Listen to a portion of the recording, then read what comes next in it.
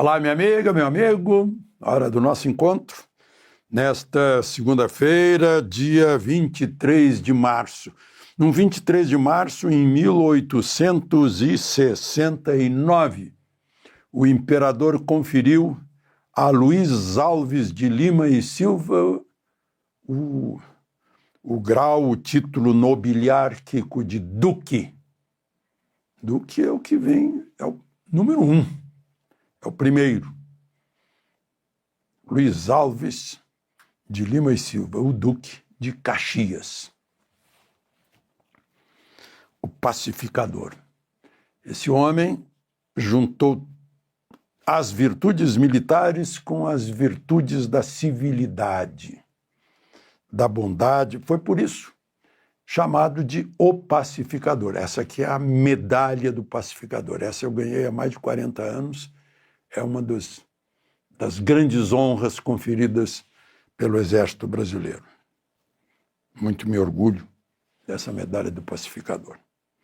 E anos antes, em 1857, o Elisha Otis instalou o primeiro elevador do mundo numa loja de departamentos em Nova York. 1857. São 166 anos, é isso? 166 anos e muita gente ainda não aprendeu a usar um elevador. Como a gente vê, né? Tem dois botões, o que sobe e o que desce. A pessoa aperta no que sobe, mas quer descer. Ou aperta nos dois é porque não sabe se sobe ou desce. Né? E tem aquela pessoa que fica segurando a porta do elevador para conversar. E tem o outro que quer entrar no elevador antes de deixar as pessoas saírem. Tem o que entra no elevador onde há senhoras e outras pessoas e não retira o chapéu da cabeça. É uma questão de educação, vida civilizada, respeito aos outros.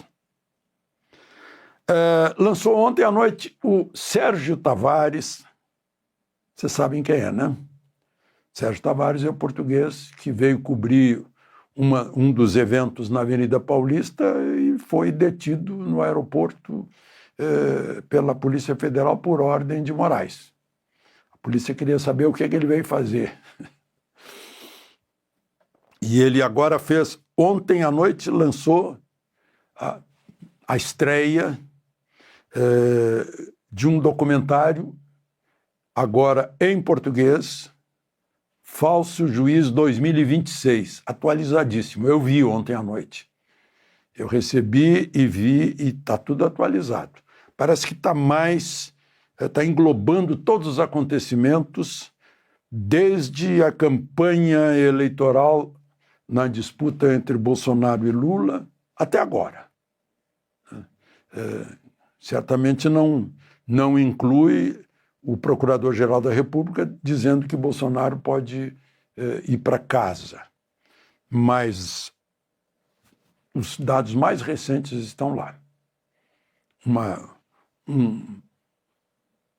Uma filtragem de depoimentos sobre a situação brasileira para o mundo conhecer. Ele prometeu, o Sérgio Tavares prometeu lá na Avenida Paulista, depois de ter sido liberado, prometeu que o mundo ficaria sabendo o que está acontecendo no Brasil. Bom, não esqueça de se inscrever, junte-se a nós e, ao final, lembre-se do gostei ou não gostei.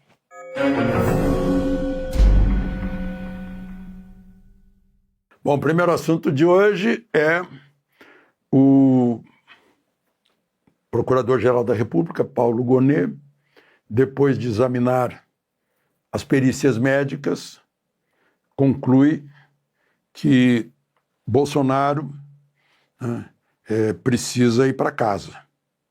Foi considerado que a situação dele... Vou ler aqui. A situação de saúde é com súbitas e imprevisíveis alterações perniciosas de um momento para o outro. Os puristas já devem ter observado que é só pleonasmo, né? Súbitas e imprevisíveis, de um momento para o outro. Tudo quer dizer a mesma coisa. Mas, enfim, ele, por várias vezes, disse que o Clesão devia ir para casa. E Alexandre de Moraes não atendeu. Um jurista me chama a atenção que fez as contas, são dezenas de vezes que o Supremo não deu a mínima para o Ministério Público, inclusive e principalmente no início de um inquérito que Marco Aurélio, discordante, foi 10-1, aprovando a ilegalidade feita por Dias Toffoli, que criou aquele inquérito, que existe até hoje. O inquérito do fim do mundo já tem 7 anos. É bem do fim do mundo mesmo. E ainda está sendo usado, por exemplo, para censurar jornalista em São Luís, porque acompanha carro comprado com dinheiro do pagador de impostos do Brasil que estava transportando lá a família de Flávio Dino. O Supremo tem agido muito em causa própria. O Supremo tem sido supostamente vítima e inquisidor, juiz, executor de pena. A gente está vendo isso sempre. Mas, enfim, no mesmo dia, Dona Michele foi lá falar com Moraes, pedir pelo marido. Para mim, o argumento mais forte que a PGR usou, que Gonê usou, foi que a situação de saúde dele demanda monitoramento constante, o que não é possível numa prisão. Em casa é possível. Todo mundo conhece aquela chamada UTI móvel, domiciliar, né? Que fica fácil ter lá um enfermeiro, uma enfermeira que tira a pressão, que controla o oxímetro, que controla, enfim, a saúde da pessoa. Funcionamento dos rins, que teve problema, funcionamento dos pulmões, que teve problema, funcionamento do intestino, que tem problema, funcionamento do estômago, que tem problema, funcionamento do sistema gastro-respiratório, que tem problema. Não. Lá na prisão não tem como. Nem na Papudinha, que é um batalhão da PM, e muito menos num presídio. Não. Bom, e aí o que a gente tem visto aí, a propósito disso tudo, para a gente fazer uma rememoração desses últimos tempos, que está lá no documentário do Sérgio Tavares, né? É o Supremo agindo sem Ministério Público, sem devido processo legal, sem juiz natural, sem amplo direito de defesa, né? Em suma, é o que está lá proibido no artigo 5º da Constituição, não lembro se é inciso 37, algo assim, né? Que não haverá tribunal de exceção, é o que diz a Constituição brasileira. Bom, e o segundo assunto de hoje é o Ratinho Júnior desistindo da candidatura à presidência da República. A candidatura que seria anunciada dia 25, na quarta-feira. Mas hoje ele já frustrou os que esperavam que ele anunciasse.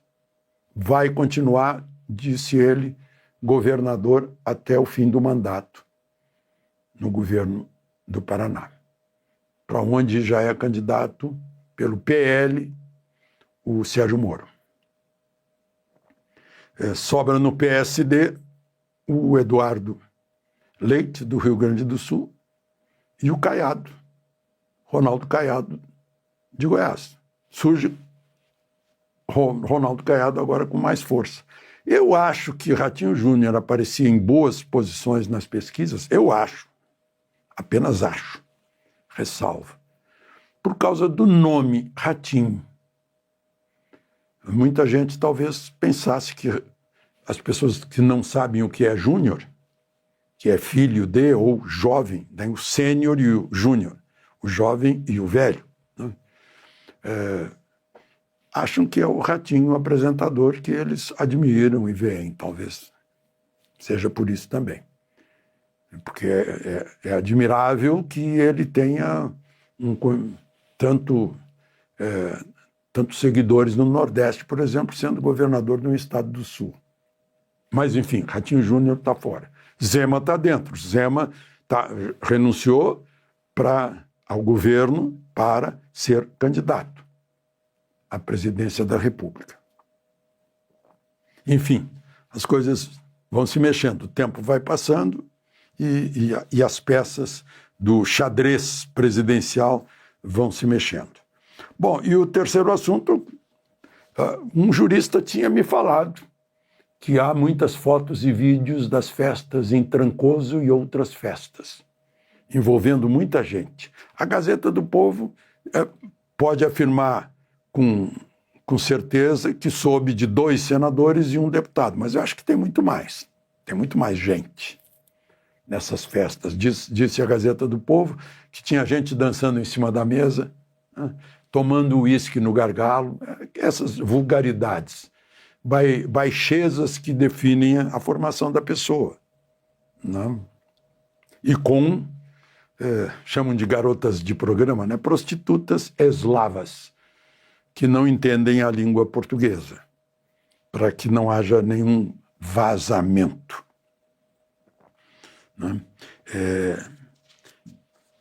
O relator, ministro André Mendonça, recomendou uma blindagem dessas imagens na sala de sigilo lá da Comissão Mista da Previdência, onde chegaram.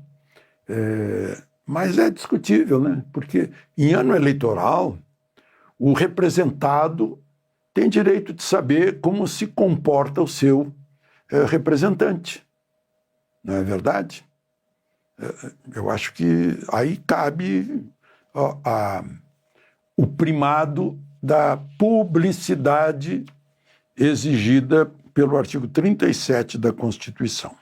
Agora, eu queria falar um pouquinho. Gente, gasta um dinheirão, a audiência é desse tamanhozinho, né? Agência oficial, contrata grandes... Datena está lá contratado, por exemplo, né? Contrata nomes que parece que ficam por aí são contratados lá para a agência oficial. E olha só a notícia que eu vi hoje, ainda bem que depois eu fui ver no G1 e aí esclareceu. No título da agência oficial, ou seja, a agência do governo, avião colombiano se envolve em acidente.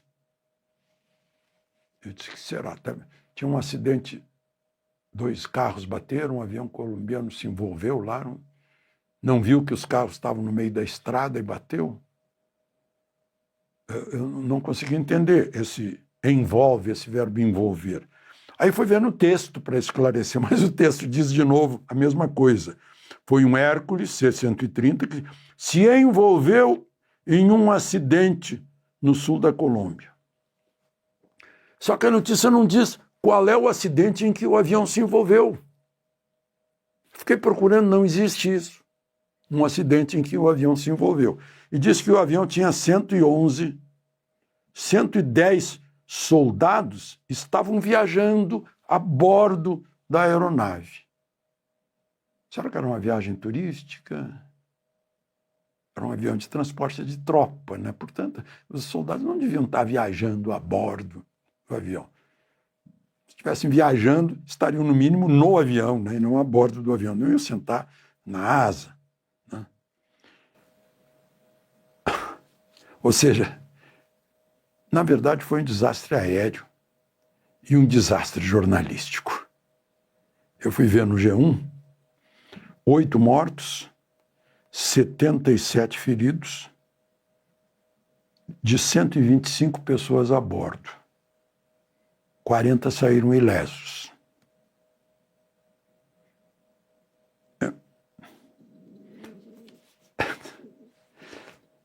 Eu não sei se a culpa é do desinteresse de as pessoas fazerem jornalismo, de falha da faculdade, de falta de leitura quando eram crianças e jovens. Não sei, dá essas coisas. Porque O que eu ensinava na faculdade é o que todo mundo ensinava.